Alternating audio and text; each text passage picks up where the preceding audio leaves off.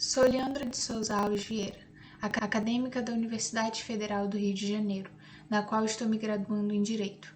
O título do resumo é A Regulamentação do Exercício da Força, um diálogo entre a teoria mimética de René Girard e a teoria moderna da coação de Kelsen e Hofhuss. O objeto central da presente pesquisa é a relação essencial, no Estado de Direito, entre a violência e a necessidade de regulamentação do uso da força. A relevância do tema fica evidenciada em sua capacidade de trazer luz à reflexão acerca da violência, que é tratado por diversas linhas de pesquisa das mais variadas formas, desde a tentativa de naturalização da violência de uma perspectiva naturalista e amoral, a teorias que buscam a reversão absoluta da violência por meio da atribuição ao Estado do monopólio do uso da força, de modo radicalizado.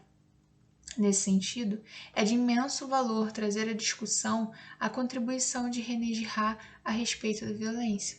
René Girard nasceu em 25 de dezembro de 1923, em Avignon, na França, e era filho de um arquivista paleógrafo.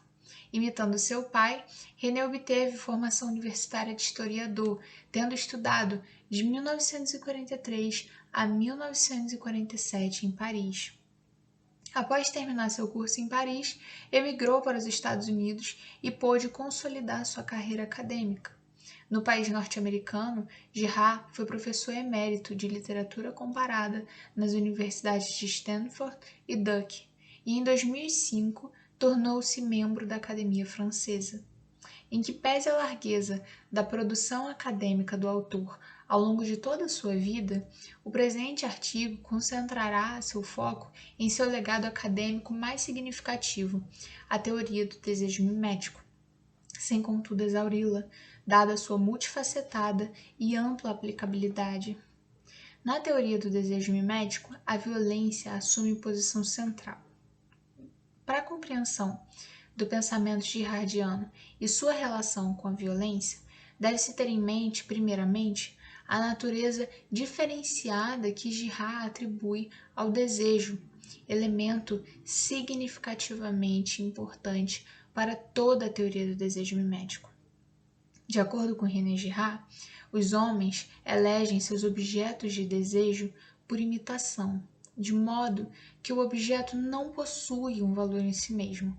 O que ocorre, na verdade, é que, nas relações interpessoais, os indivíduos têm seus desejos instaurados no momento em que se deparam com o sujeito desejante.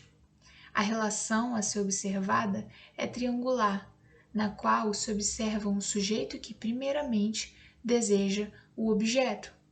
Ao desejar, o desejo do primeiro sujeito lança luz e traz brilho ao objeto desejado e, consequentemente, desperta o desejo do segundo sujeito.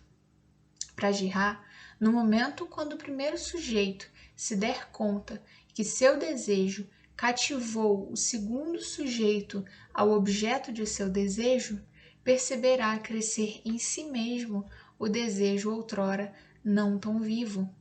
Assim, temos uma imitação do desejo no sentido de que a existência do desejo no segundo sujeito é intermediada pelo desejo do primeiro sujeito, sem o qual não existe.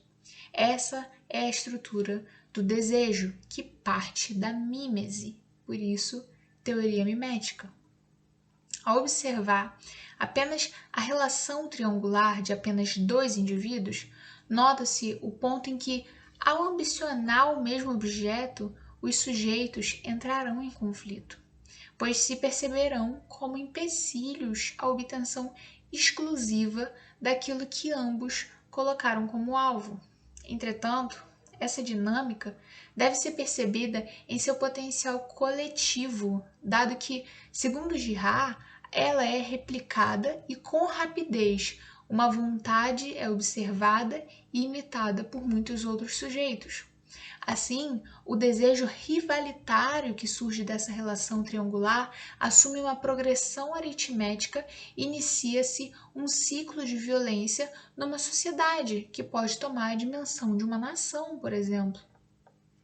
A violência generalizada é um produto do mecanismo mimético, se vai dizer Girard.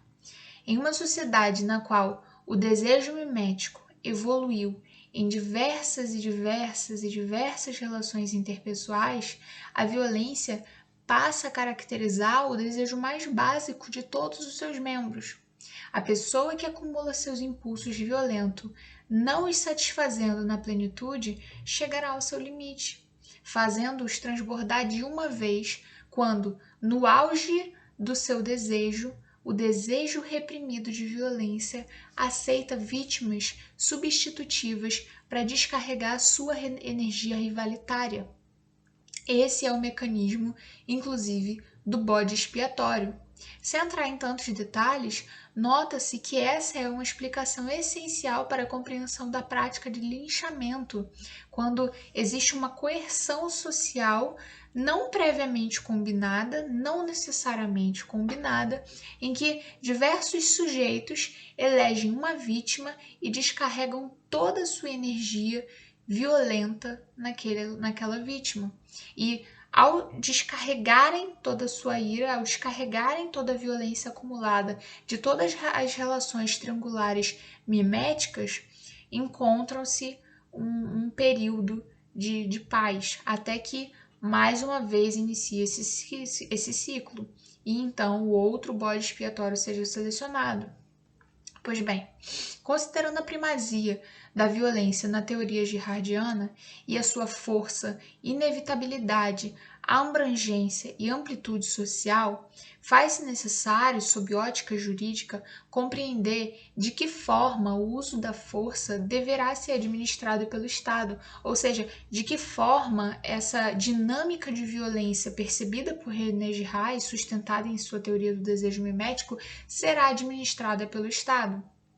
E nesse ponto insere-se o diálogo com a teoria moderna da coação, que teve como principais teóricos Hans Kelsen e Alf Ross. Diferentemente da teoria clássica, que defende que a coerção é o meio pelo qual se fazem valer as normas jurídicas, dito de outro modo, o direito como um conjunto de normas que se fazem valer coercitivamente, a teoria moderna da coerção compreende que a coerção é o objeto das normas, não o meio, o objeto das normas jurídicas, ou seja, o direito é o conjunto de normas que regulam o uso da força, definindo a quem cabe exercer a força, quando é lícito utilizar a força, a forma como essa coação poderá ser exercida e a quantidade de força a ser utilizada em cada caso, reduzindo, por exemplo, arbitrariedades. Desse modo, estabelecendo essa interlocução, consegue-se elaborar uma teoria do direito capaz de corresponder à complexidade que envolve a quase involuntária força e violência preconizada na teoria de René Girard.